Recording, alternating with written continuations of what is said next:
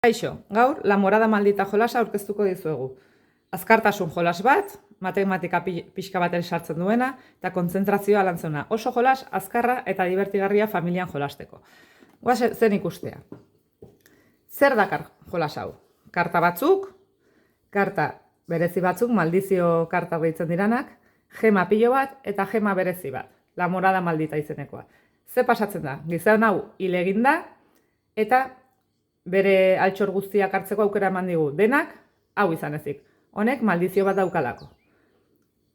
Zertan datza jolasak?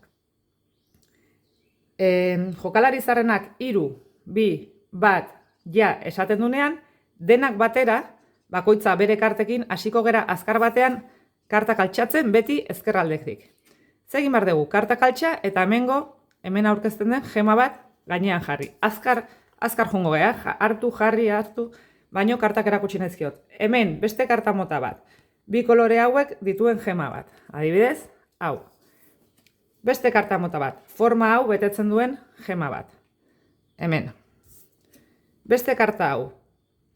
2 gema mota daude, gehiago agertzen den gema hartu beharko genuke. Hemen. Eta azkeneko karta, batuketak edo kenketak. 3 gehi 2, 5. 5 alde dituen gema bat hartu beharko genuke. Beraz, hau, hemengo hau. Denak azkar bukatzen dituen lehenengo pertsonak gema more hartuko luke azkar. Eta albo batean utziko du.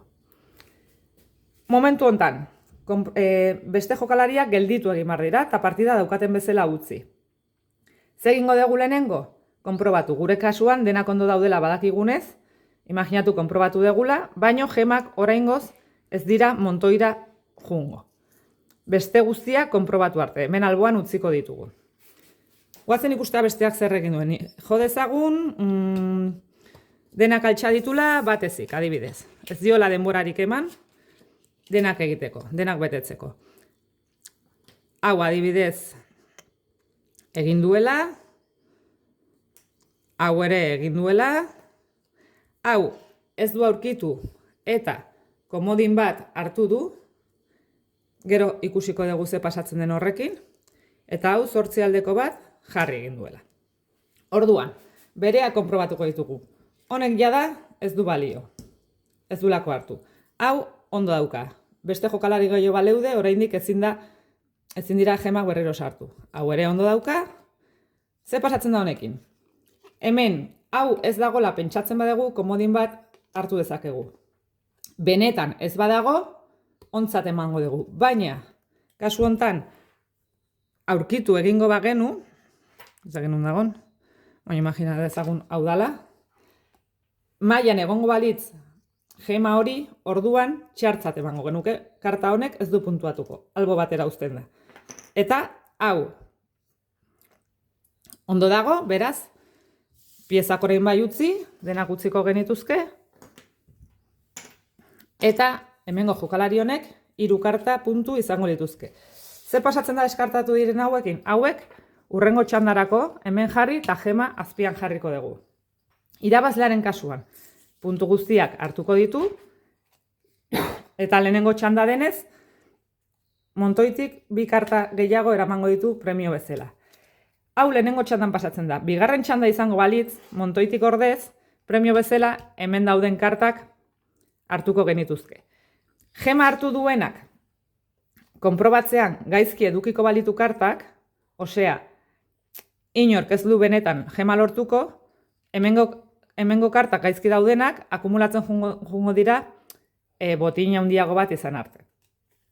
Horrez gain, puntu hau ez gain, irabazleak maldizio karta bat hartuko du. Zes nahi du honek? Urrengo partidan, pixkat oztopatuko digun proba bat markatuko izkigute karta hauek. Adibidez, hemengo honek esaten du gema bat hartzen dugun bakoitzan, toma esan behar dugula. Badago besteren bat, esku batekin bakarrik eskatzen diguna egitea. Besteren bat, ukondoak maila gainean jarrita jolastu behar degula. Besteren bat, gema hartzean altxa eta aulkiari buelta bat eman behar deguna. Denak instrukzionan azalduta daude. Ez dakitzen badauden oraintxe, baina bastante dira. Orduan, urrengo partidan, hartuko genuke mazoa, berriro jarriko genituzke 5 karta, jokalari honek proba honekin egin beharko luke dena, osea hartu eta hartuko balu, esango dute, toma, eta beste bat, jarraitu azkar, eta berriro jarraituko litzake ronda guztia egiten. Eta hau da morada maldita jolasa. Bukaeran kontatzeko 5 rondak bukatzen direnean, hemen puntu batzuk ditugu. Puntu gehien ditunak irabazi egiten du. Puntuak berdinak izango balira, karta kontatuko genituzke. Karta gehien ditunak irabazi egiten du. Beraz, oso jolas azkarra eta divertigarria da. Familian jolasteko oso ona. Asko gustatu egiten da etxeetan. Beraz, badakizue, jolastu, probatu eta gozatu.